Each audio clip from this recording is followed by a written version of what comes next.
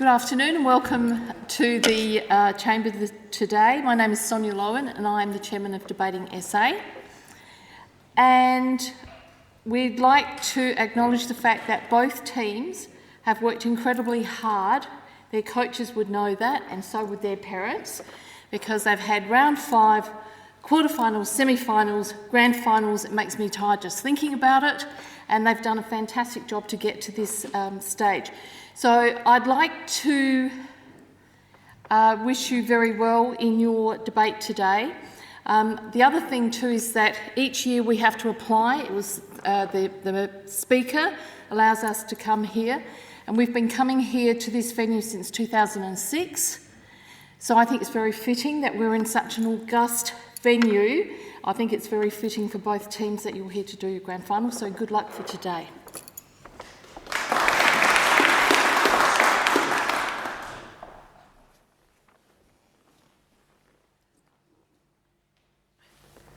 Good afternoon, ladies and gentlemen. Welcome to the 2025 Senior Division Debating Essay Grand Final Debate. My name is Richa Parekh and I am the chairperson of this debate. The timekeeper is Brad Abdullahpur. The topic of this debate is that censorship has a place in protecting democracy. The affirmative team seated to my right is from Pembroke School, consisting of First Speaker Sebastian Barreto, Second Speaker Vijay Vigneswaran, and Third Speaker Zachary Eend. The negative team seated to my left is from Westminster School, consisting of First Speaker Zara Chowdhury, Second Speaker Ryan George, and Third Speaker Dia Patel. This grand final debate will be judged by a panel of 5 adjudicators who are Mr. Luke Barnett, Miss Charlotte Boyd-Turner, Mr. Sean Jolly, Miss Sonia Lowen, and Mr. Blake Wadlow.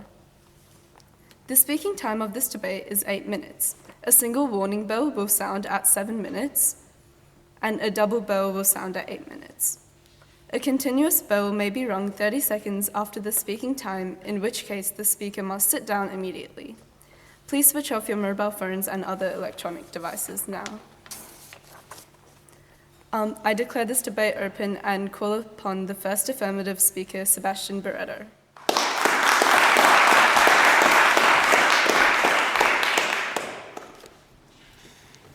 Good afternoon, Madam Chair, adjudicators and members of the audience. The topic for this afternoon's debate is that censorship has a place in democracy, has a place in protecting democracy.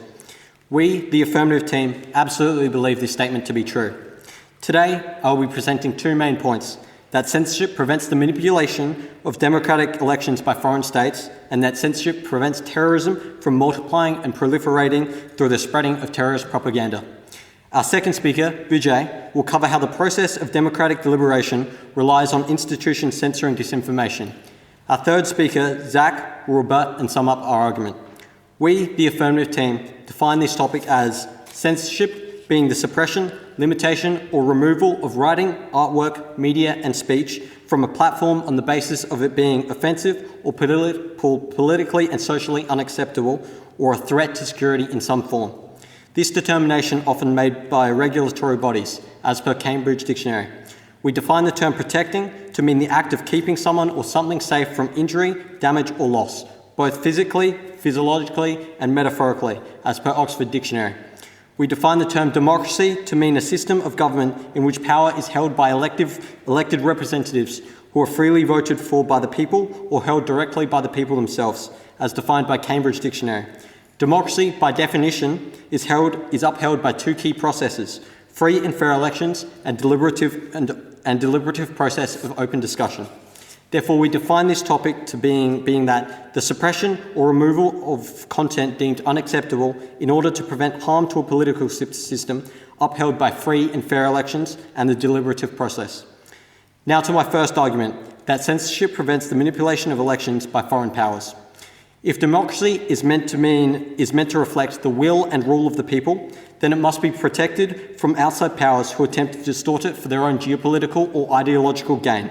Censorship, when used to block foreign disinformation, propaganda, and covert influence campaigns, functions not as an attack on democracy, but as a defence of its very own foundations: free and fair elections.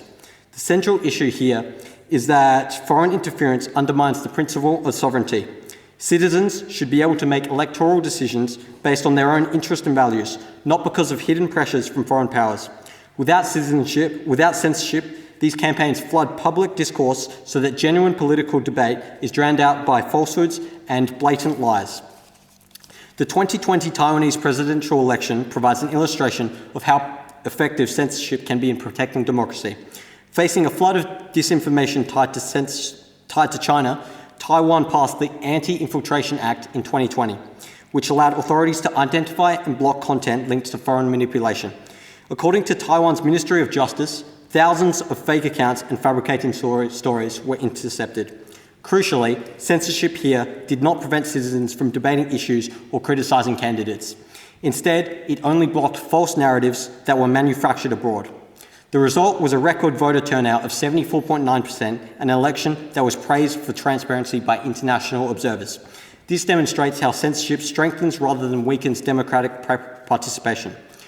Without censorship, foreign propaganda has the potential to distort electoral outcomes and erode trust in democratic institutions. With censorship, governments can protect the integrity of debate by ensuring that only the voices of citizens are heard and can shape the democratic process. In this sense, censorship is not a restriction of democracy, but a shield that preserves it against manipulation and foreign interference. Now on to my second point, that censorship has a place in protecting democracy because it prevents terrorism from multiplying through the contagion effect. The contagion effect is where terrorist violence often spreads like a chain reaction, with each act inspiring the next. Attackers are often not acting in isolation, but are instead embedded in an ecosystem of extremist propaganda, where manifestos, videos, and online discussions circulate freely. When left unchecked, this creates what scholars call a feedback loop of violence, where every atrocity becomes fuel for another. The Christchurch terrorist attack in 2019 is a clear example of this. 28-year-old Australian man Brenton Tarrant killed 51 people and injured another 89, according to the New Zealand Post. Tarrant live-streamed the shooting to Facebook and published a manifesto online before his attack. Tarrant was not acting alone in a vacuum. His manifesto openly referenced earlier attackers, such as Norwegian neo-Nazi terrorist Anders Breivik, who killed 77 people in the 2011 Norway attacks, according to The Guardian. Tarrant's live-streamed massacre was deliberately designed to circulate online. He wanted to become part of a chain of violence, and he understood that in the digital age, spreading his ideology could be just as powerful as the bullets that he fired.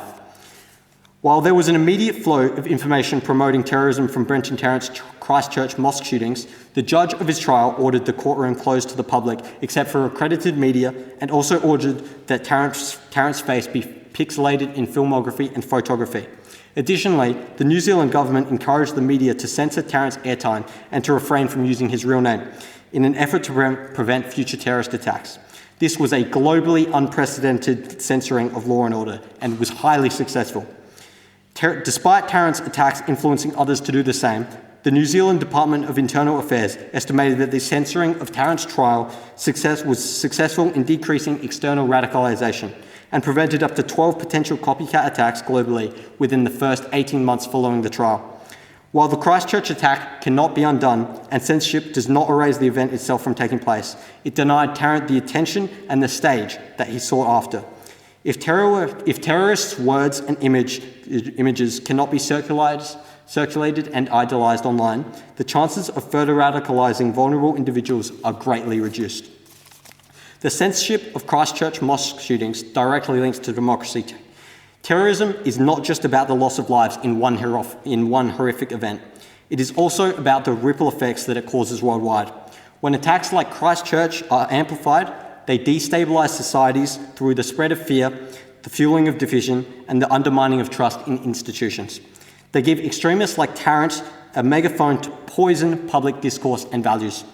Therefore, censorship of terrorist propaganda is not an attack on democratic values, but instead an act of protection, protecting democracy. The Christchurch mosque shootings teach us an important truth, that censorship, when applied to terrorist propaganda, is not about silencing debate. It is about breaking the chain of violence. Democracies do not survive when extremists are given endless platforms to inspire one another, but when governments and communities act decisively to protect citizens from the spread of radicalisation. In closing, censorship is not the enemy of the democracy. It is its shield and safeguard. Without it, foreign powers can twist democratic elections and terrorists can turn one act of violence into many. But with censorship, as seen in Taiwan's 2020 presidential election and New Zealand's response to the Christchurch mosque shootings, we can block lies, break the cycle of hate, and protect the voices that truly matter, the people's. Censorship does not silence democracy, it defends it. That is why censorship absolutely has a place in protecting democracy. Thank you.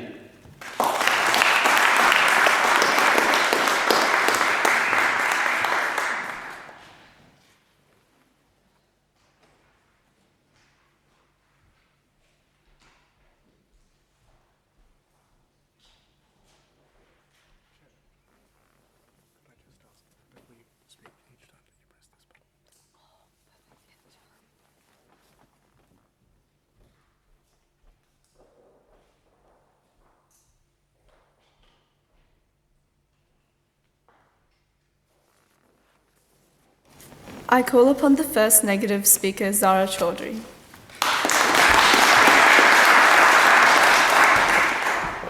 Good afternoon, Madam Chairman, ladies and gentlemen. The topic for today's debate is that censorship has a place in protecting democracy, and we, the negative team, resolutely believe this statement to be false. We agree with the definition given by the affirmative team. However, we'd like to add the misdefinition of the phrase has a place, as to be accepted as appropriate, relevant, or legitimate within a particular context or system, as per the Cambridge English Dictionary. Today, we are arguing whether censorship has a place in protecting democracy, therefore essentially arguing that limiting free expression strengthens the values and institutions of democracy, such as freedom of speech, transparency, equality before the law, and accountability of government. We, the negative team, believe the opposite, that true democracy protects itself through open expression, not censorship.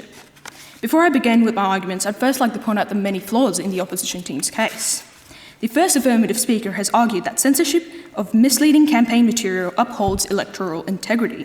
This is wrong, as the most dangerous form of electoral manipulation is not fake news from outsiders, but spin, exaggeration, and half-truths from political parties themselves.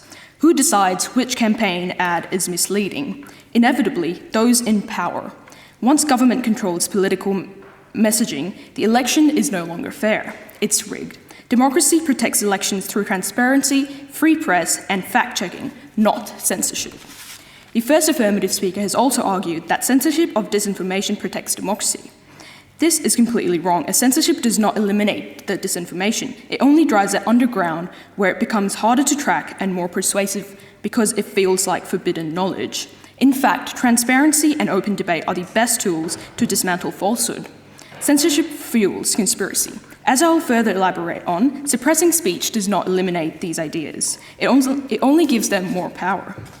Tonight, as first speaker, I'll be focusing on two key points. First, that freedom of expression is the very foundation of a democracy. And second, that suppressing speech does not eliminate the harmful ideas. Our second speaker will focus on how censorship inevitably risks government abuse and the hollowing out of democracy itself. Our third speaker will rebut and sum up our team's case. Now to my first point. Democracy is not just voting every few years. It is built on the continuous exchange of ideas, including those that are unpopular, uncomfortable, or offensive. Remove this exchange, and democracy collapses into a hollow ritual. The United Nations Human Rights Committee makes this clear in its General Comment number 34 on Article 19 of the International Covenant on Civil and Political Rights, as, and I quote, "Freedom of expression is a necessary condition for the realization of the principles of transparency and accountability that are essential for the promotion and protection of human rights." In short, you cannot have a genuine democracy without robust freedom of expression. The Economist Intelligence Unit's Democracy Index 2023 found that the top-ranking democracies, Norway, Iceland, Sweden, New Zealand, are also amongst the strongest defenders of press freedom. By contrast, countries with high levels of censorship consistently ranked as flawed or hybrid democracies. In fact, 14 of the 15 lowest-ranked democracies in the world also appear on the Reporters Without Borders list of countries with the weakest press freedom. Consider India, the world's largest democracy. In 2023, Freedom House downgraded India to partly free, citing widespread use of censorship under the Information Technology Act. Section 69A gives the government power to block online content. In 2022 alone, India blocked 6,775 websites and social media accounts, many belonging to journalists and opposition parties. The Committee to Protect Journalists reports that at least 66 Indian journalists were arrested between 2017 and 2022, often for reporting on corruption, minority rights, and protests. This is not democracy being protected. It is democracy being hollowed out, leaving citizens unable to criticize their own government without fear. A similar picture emerges elsewhere. In Poland, censorship of independent media has eroded public trust in elections. A 2021 survey by the European Council on Foreign Relations showed that only 34% of Polish citizens trusted their media to provide fair coverage, compared to over 70% in other Scandinavian democracies. When citizens lose access to uncensored information, they cannot make informed choices, and the ballot box ceases to reflect genuine democratic will. Even in times of crises, democracies that protect free expression have proven stronger. After the apartheid, the South African Constitutional Court struck down restrictive speech laws, declaring that freedom of expression lies at the heart of democracy. It is valuable not only for its own sake, but also because it is essential to the search for truth by individuals and society. This principle is universal. Censorship does not protect democracy. It suffocates it, proving that it does not have a place in protecting democracy. Now to my second point, that suppressing speech through censorship does not eliminate the ideas that are harmful to democracy. Rather, it often solidifies and entrenches them due to well-established psychological phenomena and documented social dynamics. According to psychological evidence, the reactance theory shows that when people feel their freedom of expression is threatened, they develop an internal motivation to restore that freedom, often by clinging more strongly to the censored ideas. A meta-analysis published in the 2013 Communication Research found that censorship consistently increases the perceived value of the banned ideas. What is forbidden becomes even more attractive. These psychological dynamics have political consequences. A 2019 study in the European Journal of Political Research found that banning far-right parties in Europe often backfired, with supporters adopting stronger loyalty because the party was persecuted. This was evident in Germany, where attempts to ban the National Democratic Party of Germany failed.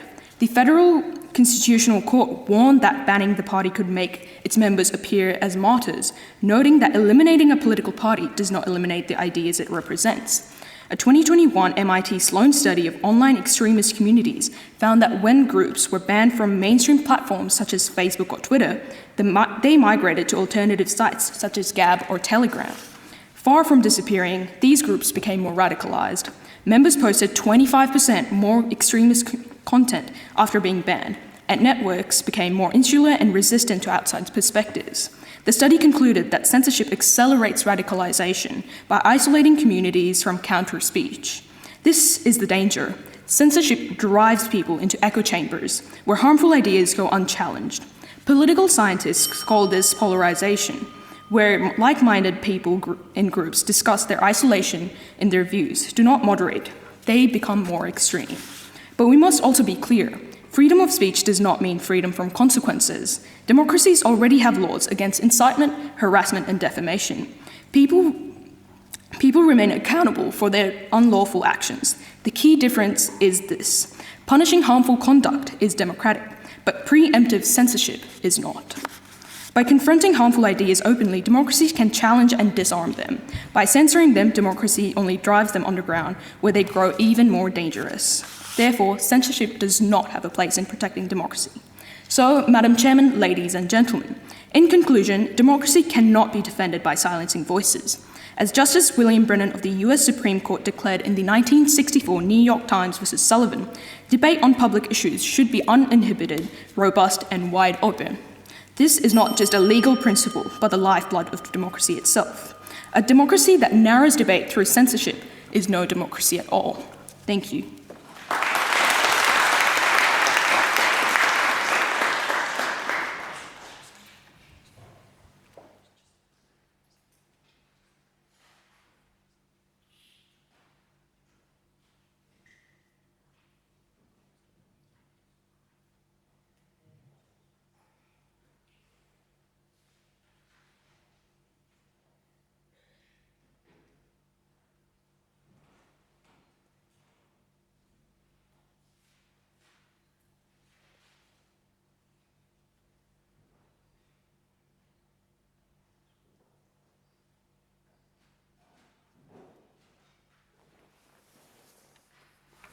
I call upon the second affirmative speaker,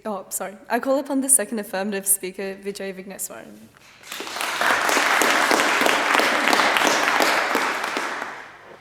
Good afternoon, Madam Chairman, ladies and gentlemen. The topic for this debate is that censorship has a place in protecting democracy. We as the affirmative team believe that this statement is absolutely true. As the second affirmative speaker, I will recap the points of our first speaker, Seb, and convince you that censorship has a place in protecting the deliberative process that upholds democracy. But first, I will rebut the first negative speaker's points. Now, the first negative speaker has attempted to claim that, yes, foreign interference is not the most dangerous threats to democracy because domestic interference is. However, this is still a dangerous threat to democracy, and to claim, oh, but look at domestic interference is a red herring. She's also claimed that censorship prevents freedom of expression, and however, it does not actually prevent the freedom of expression. However, it limits it to platforms where citizens can express themselves without less public attention. And she's also claimed that censorship on a mainstream platform will drive users to smaller platforms where they will only discuss these topics amongst themselves, and that will lead to them radicalising. However, they have failed to acknowledge that this actually limits the impact of this discussion, and it limits the impact and spread of these extreme ideas by containing it to a small platform, and how censorship can actually be effective here in protecting a democracy and its values. Now, to recap our first speaker's points. Seb has already explained to you why it is necessary for governments to be able to censor content to prevent foreign interference and limit extremism in democracies. Now to my argument. I'll be talking to you about how the process of democratic deliberation relies on institutions censoring disinformation. I'll raise 2 points in relation to this. Firstly, how social media has a right and societal obligation to censor speech that harms democracy. And secondly, how censorship is a crucial part of democratic legislatures. As our first speaker said, defined, democracy relies upon the principle of the deliberative process. The deliberative process being that decisions can be evaluated based on their merit, not their volume, ensuring that the public can make informed decisions free of disinformation. We as the affirmative team believe that debate is at its healthiest and that a democracy is at its strongest when the deliberation process is healthiest. And this is because only then will the force of the better argument win. Now to my first point, that social media organisations facilitate the process of democratic deliberation by informing the public of facts. Without the ability to censor and limit what is published, this process falls apart. The media, particularly today with the emergence of social media, has the ability to influence people from all walks of life. However, it is necessary in order for people to be able to make informed decisions. This information does not intend to mislead society. This is because a democracy is rooted in the public's decision-making ability. Take Myanmar in 2017, for example. As the UN reported, widespread disinformation campaigns led by the military on Facebook targeted the Rohingya ethnic minority. Due to Facebook's lack of Burmese-speaking censorship teams, dehumanising disinformation that labelled the Rohingya as foreigners and called for their ethnic cleansing took over the app and received millions of interactions. When these coordinated hate-spewing groups are not censored, the public loses its ability to remain informed on matters regarding the Rohingya people in this example, and the Rohingya were politically isolated. Disinformation is so powerful, and social media organisations need to have the right to protect the deliberation process by censoring it. This principle of being able to censor certain speech is also essential when politicians spread disinformation that aims to inhibit the democratic deliberation process. In 2021, after Trump falsely claimed that the 2020 US election was a scam and incited the January 6th Capitol attack, Twitter suspended him to prevent further violence. This is a perfect example of disinformation physically threatening the security of a democracy. The World Economic Forum reported this year that 34% of Americans consider social media to be their primary news source. This statistic shows how important it is for the deliberation process that social media accounts do not incite violence, because when trusted accounts such as Trump use their social media platforms to incite violence, the consequences can be fatal. In this case, it was the death of 5 Americans and the injury of over 100 police officers. By deplatforming Trump and limiting his ability to influence on social media, Twitter assisted in protecting the democracy of the United States of America. In this age where social media has become a primary source of news for millions, from Myanmar to the USA, platforms such as Twitter and Facebook need to be able to limit what is published, not to suppress democratic rights, but to protect the deliberation process that holds democracy together. Now to my second point, that censorship has an essential place in upholding how legislatures function. Censorship is not limited to the headline-grabbing examples that Seb has mentioned, but is also a core principle that allows democratic governments to function. The presiding officer, such as the Speaker or President in the parliamentary bodies, along with the bodies themselves, have the ability to temporarily censor or bar members from the body and limit their participation. This is to protect the deliberative process from being disrupted. Lydia Thorpe's suspension from the Australian Senate in November last year is a prime example of parliamentary censorship. After she threw paper at Senator Pauline Hanson and called her a convicted racist, she was removed from Parliament and made disrespectful hand gestures on her way out. This behaviour is far from parliamentary and resulted in suspension for the rest of the sitting year. This is textbook censorship, where speech is being suppressed from a platform due to its objectionable behaviour. Once again, this ties back to the disruption of the deliberative process. Unparliamentary behaviour that was inappropriate disrupted the flow of parliamentary debate.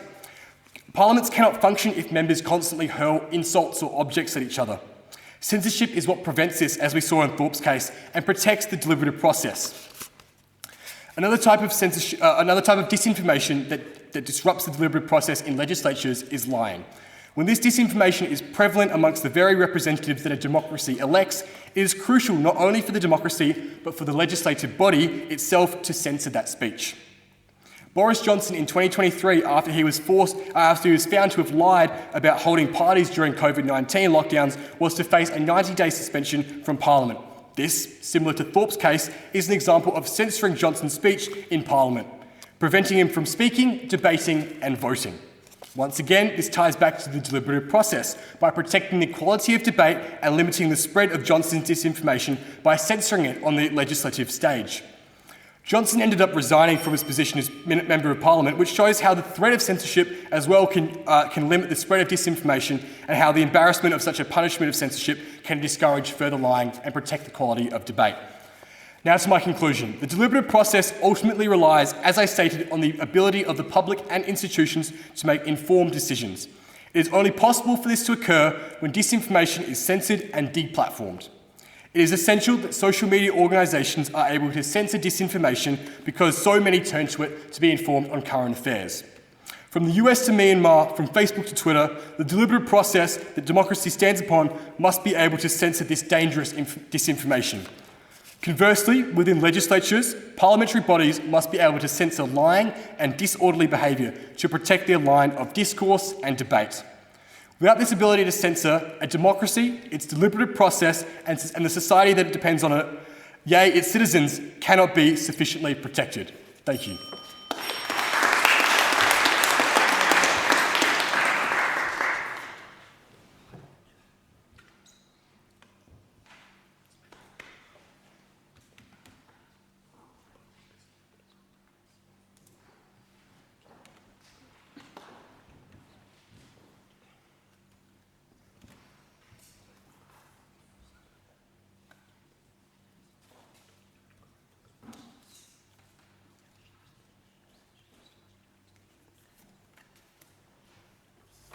I call upon the second negative speaker, Ryan George.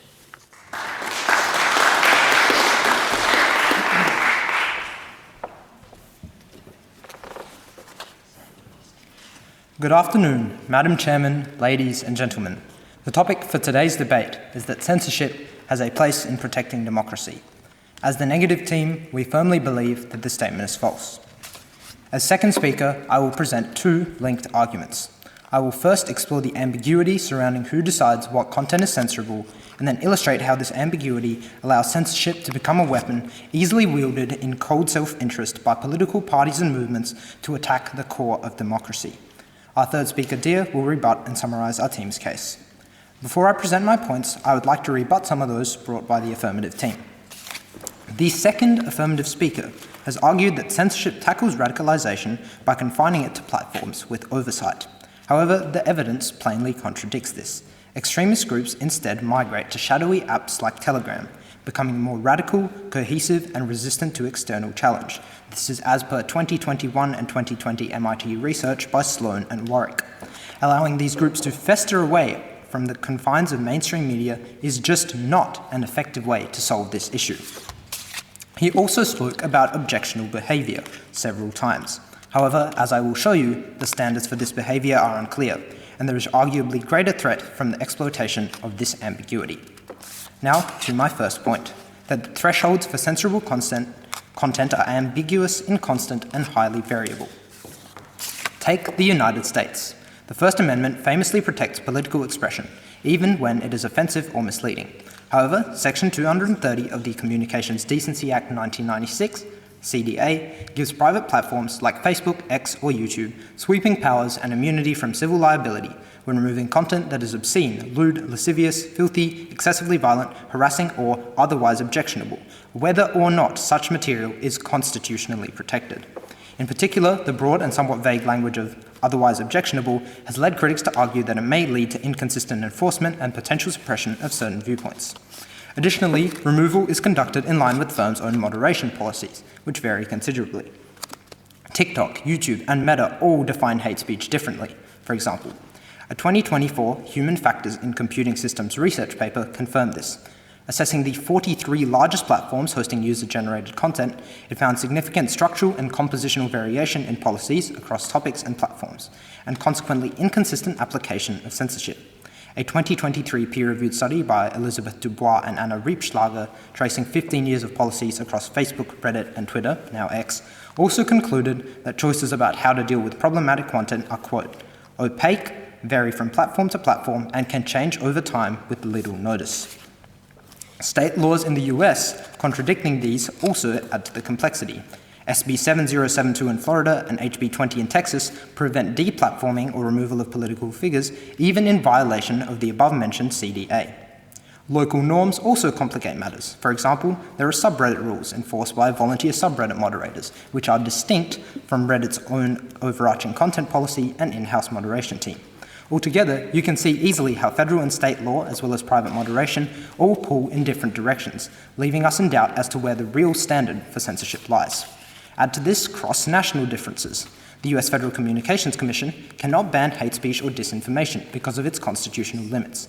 Its remit is indecency and obscenity, upheld by several Supreme Court rulings, and it must be noted also that Section 230 only gives platforms discretion to remove content. It does not compel them to. In the European Union, or EU, however, the Digital Services Act of 2022, DSA, compels platforms to assess risks related to coordinated disinformation campaigns and hate speech and act without, quote, undue delay to remove them, on penalty of fines of up to 6% of annual worldwide turnover, which can be up to $9.87 billion in the case of Meta, for example. There are also additional fines for each day of non-compliance. EU regulators are in fact, as we speak, drafting enforcement fines exceeding $1 billion against X, which is fighting to defend itself against what has been called political censorship, per 2025 April reporting by cybersecurity expert Kane McGladrey of the Institute of Electrical and Electronics Engineers. Further divergences exist when we consider the whole world, such as Kenya, Rwanda, Brazil, and India, and even EU member Hungary, with abstract terms like morality, divisionism, and constitutional integrity, often presented as grounds for censorship, all concepts shown to be dramatically variable across time, place, and wider context by 2024 Pew Research Center analysis. Finally, while we have focused on digital media due to its growing prominence, acknowledged by the affirmative team and more recent legislative picture, it is important to note that similar differences apply to legacy media too. Essentially, what this all means is that there is absolutely no clear definition of what is acceptable censorship, even given the same stated aim.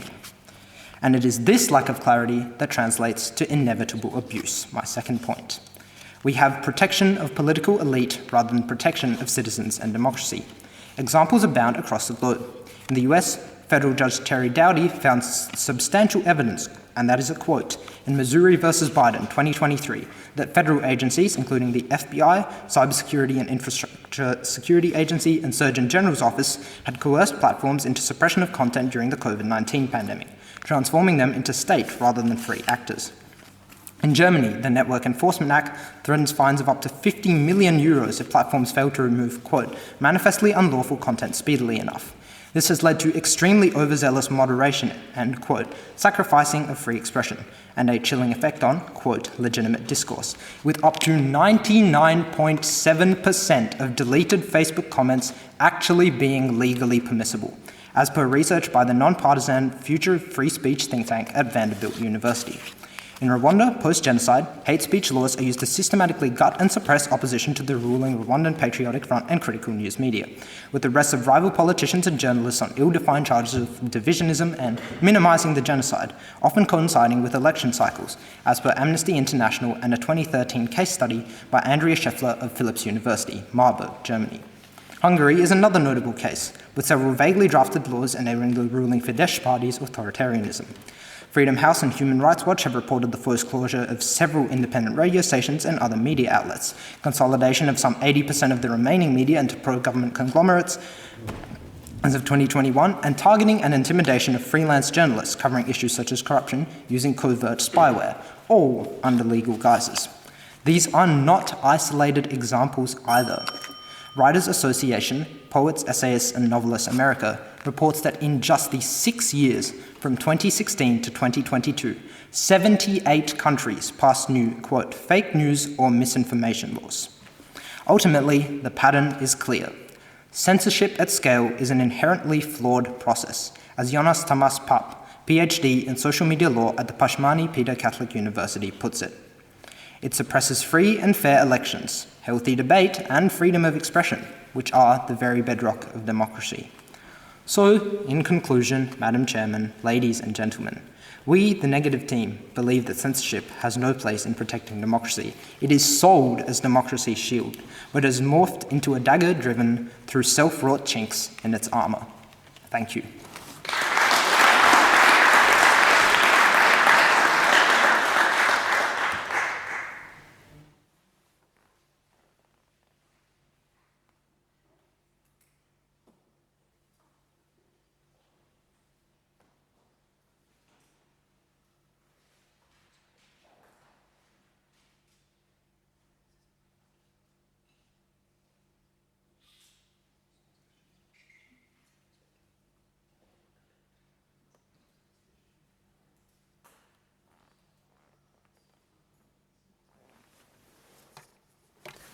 I call upon the third affirmative speaker, Zachary Yiend.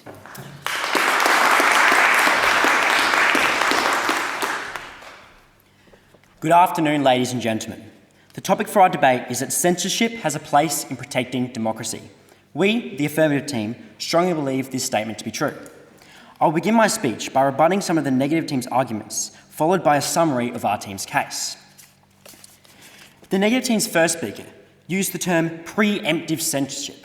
However, this is a harsh generalisation fallacy, as this is not what happens in many examples. We have actually talked about many of these, such as Brendan Tarrant in our first speaker, who the court trial, this was actually unprecedented. It was not preempted because it was something that was never done before, such as the censoring of the amount of censoring, so including the censoring of the faces and the censoring of his name in the court case. We also see this, as our second speaker talked about, with Lydia Thorpe, and how when she was thrown out of Parliament because of her unparliamentary actions.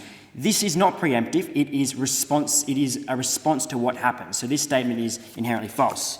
The negative team's first speaker also tried to argue that democracy relies on free speech and censorship removes this free speech. We agree that freedom of speech is a cornerstone of democracy, but censorship does not inherently limit it. In fact, it can create more freedom. Let me explain. A person's view and opinions are shaped by the information they receive. If they are fed disinformation, they are not truly free because their views are based on falsehoods. This was, for example, during COVID-19, conspiracies grew claiming bleach could cure the virus. This was largely spread on social media with influencers using their speech to promote this, but it harmed many people and put them in hospital. These influencers and their speech were not genuinely free because they were built on disinformation and hence restricted to these bounds.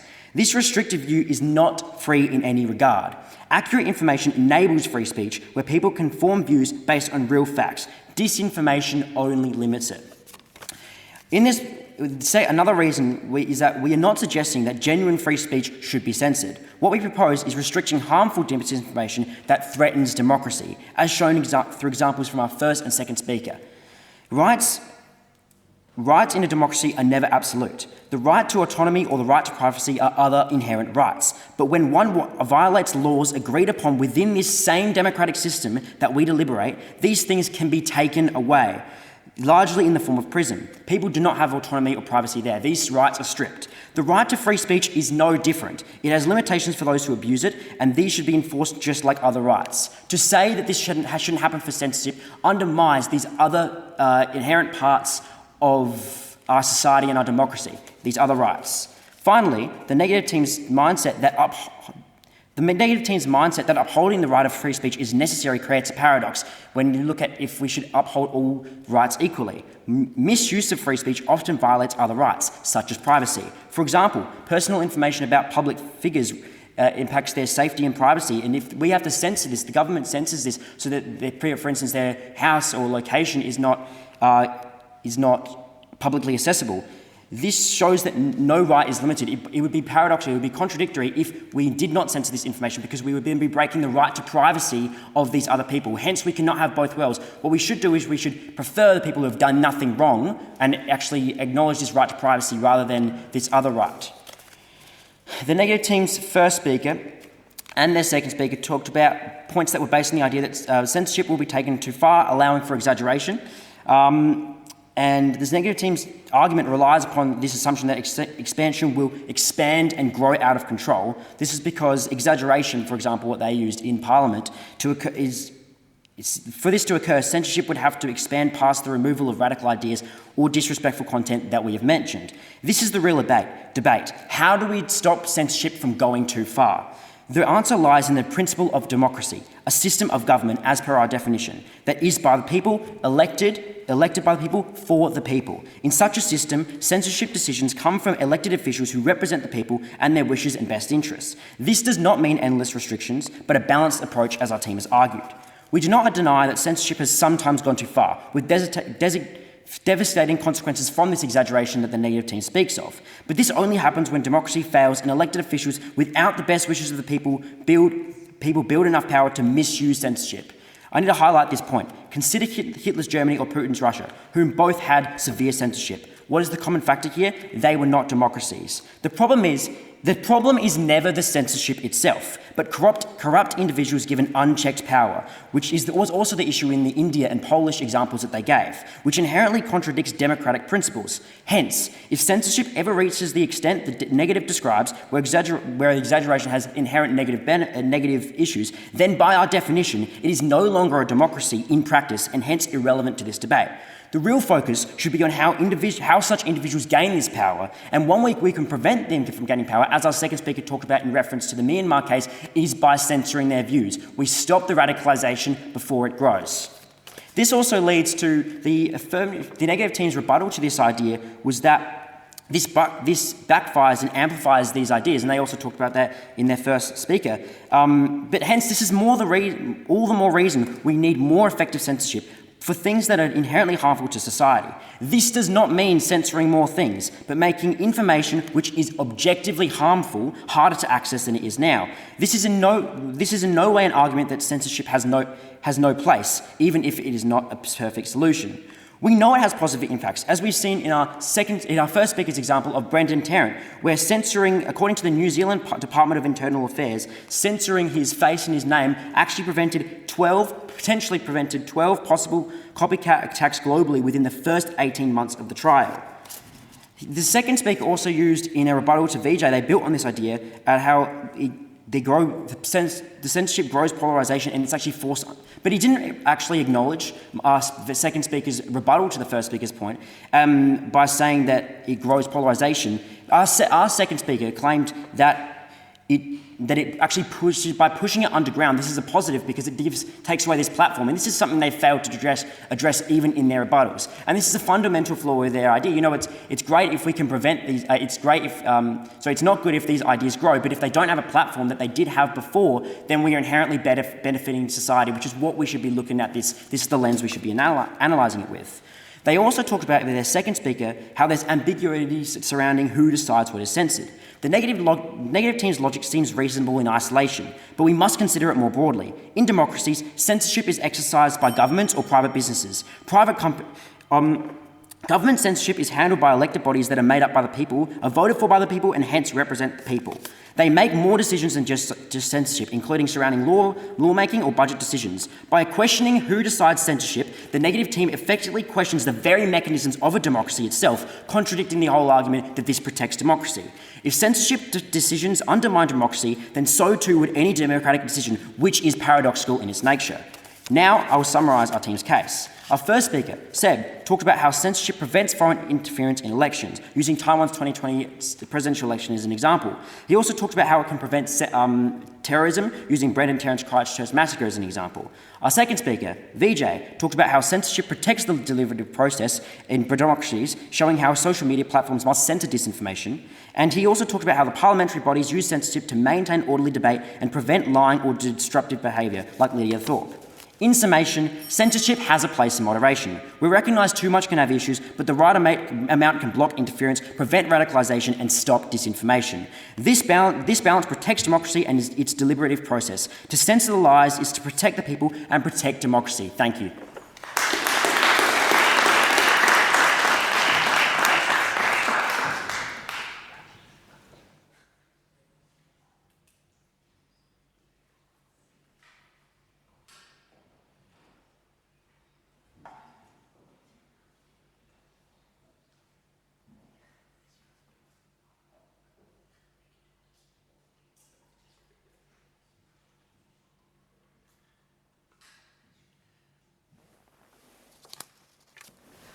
I call upon the third negative speaker, Dia Patel.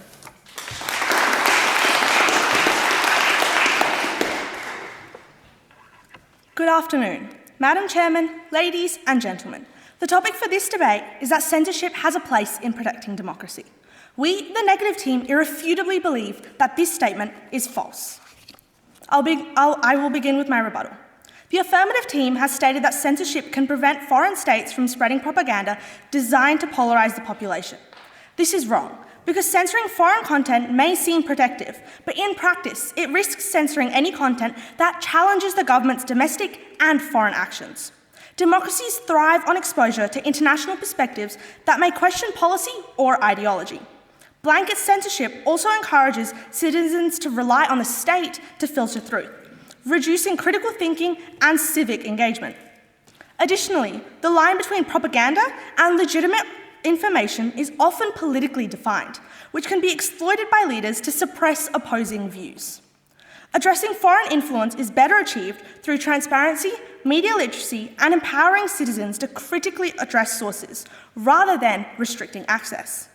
Censorship gives a false sense of security while weakening democratic resilience, as an informed, critically thinking electorate is a true defence against foreign manipulation, not a government-imposed filter that risks eroding the freedom and openness that is so fundamental to democracy. The opposition has also stated that censorship can block extremist propaganda and recruitment materials online, directly reducing threats to public safety, that they have not directly linked this to democracy. Even so, although preventing terrorist recruitment is critical, censorship is not a reliable or sustainable solution. Extremist groups often adapt, moving to encrypted or less regulated platforms, leaving ordinary citizens' speech restricted without effectively stopping recruitment. This links to our first speaker's explanation of increased polarisation and formation of echo chambers due to censorship. Transparency, community engagement, and educational initiatives instead empower citizens to recognise and resist radicalisation while still preserving democracy. Protecting democracy requires enabling informed participation of citizens, not silencing discussion in a weak attempt to block extremism. The affirmative team has also stated that censorship of sensitive information, like terrorism-related content associated with the Christchurch attack, is good for democracy. However, while protecting national security is important, excessive censorship often infringes on the public's right to know how their government operates and the events that are happening in their country.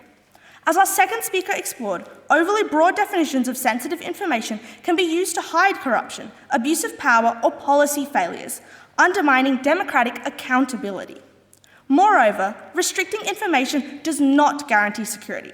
It may prevent the public from engaging in meaningful debate about security strategies instead. Ultimately, blanket censorship under the guise of national security risks creating a culture of secrecy and fear, where power lies solely in the hands of a few politically powerful figures, eroding the democratic principles it aims to protect.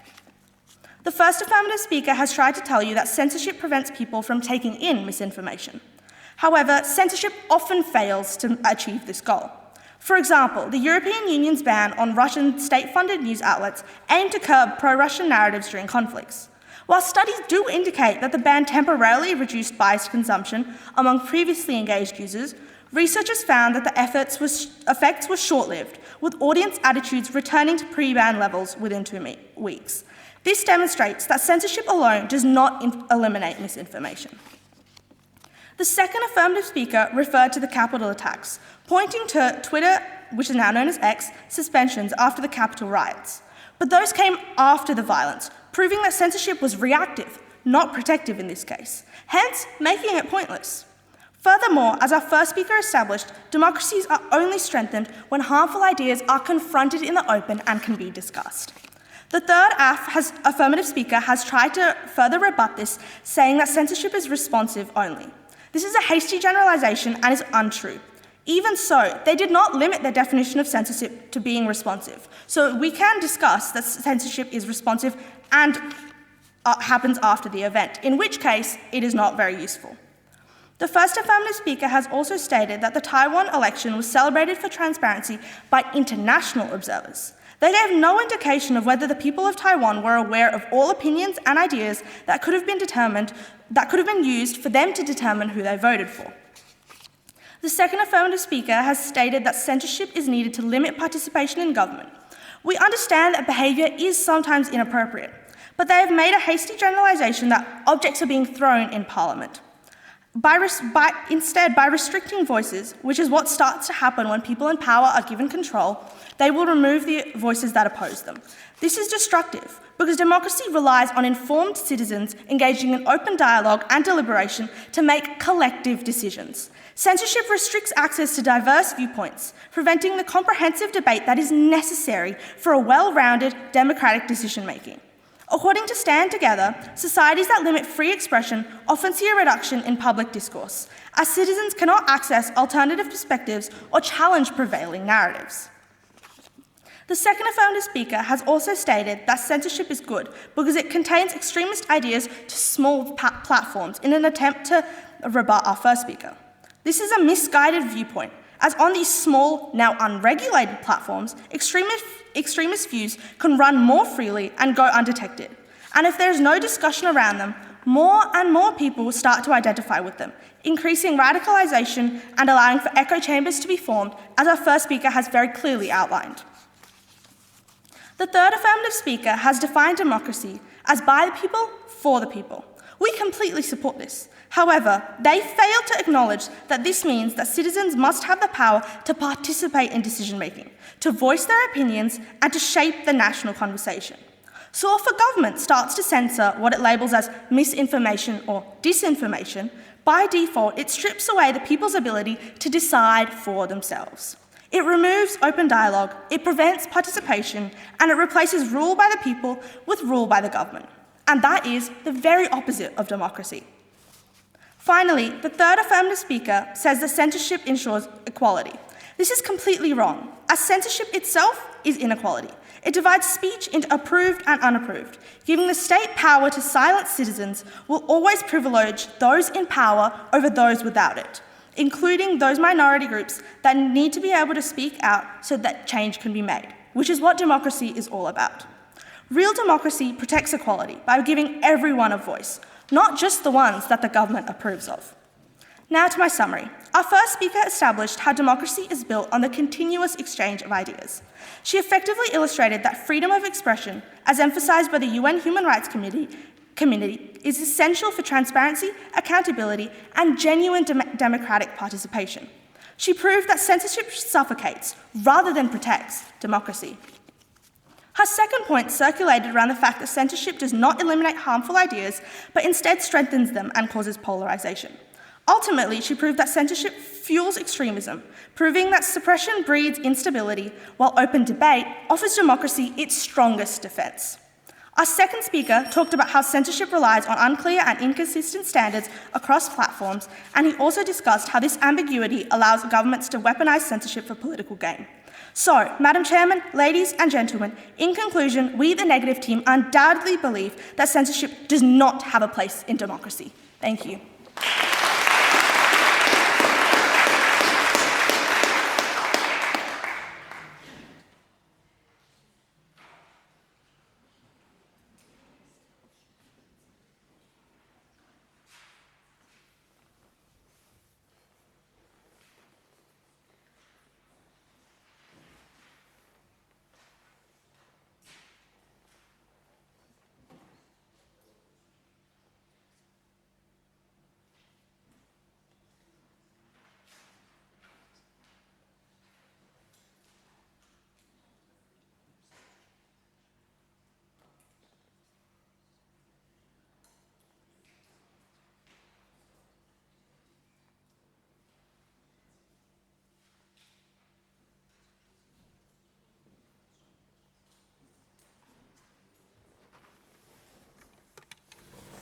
I call upon a representative of the adjudication panel to come forward and award the debate.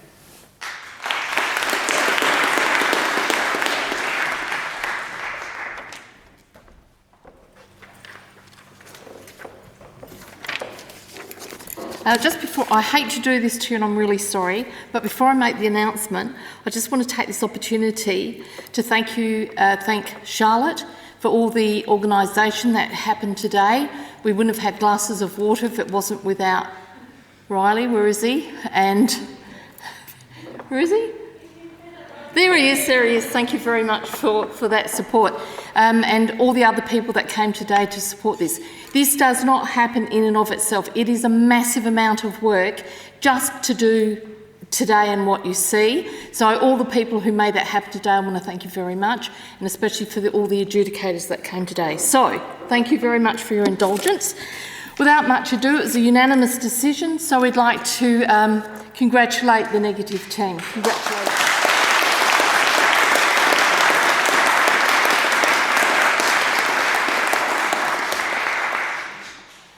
I call upon a member of the runner-up team to give a vote of thanks.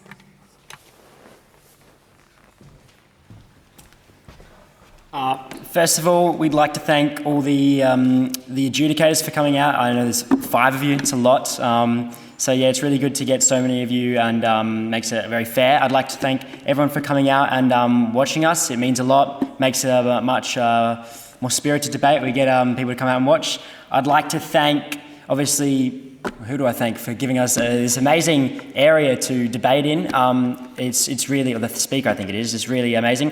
I'd like to thank, of course, the negative team. You did an amazing job, well-deserved win. You were so strong, obviously the whole season you've done really well. And I know it's hard to get up here and you've done really well. So well done for that. And I'd like to thank the chairperson and timekeeper too. Thank you very much.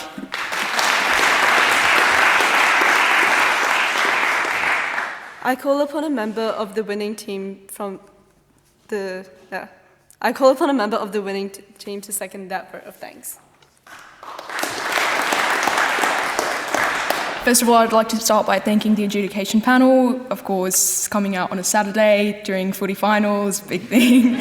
But thank you guys for adjudicating us. I'd like to thank the Parliament House for hosting us, our grand final debate. Always great to have a battle up here.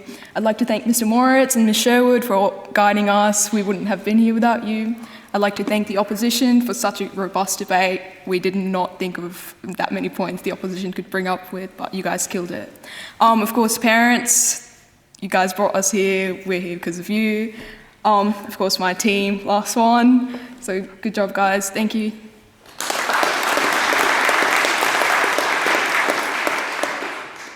Ladies and gentlemen, thank you for your attendance. I now declare this debate closed.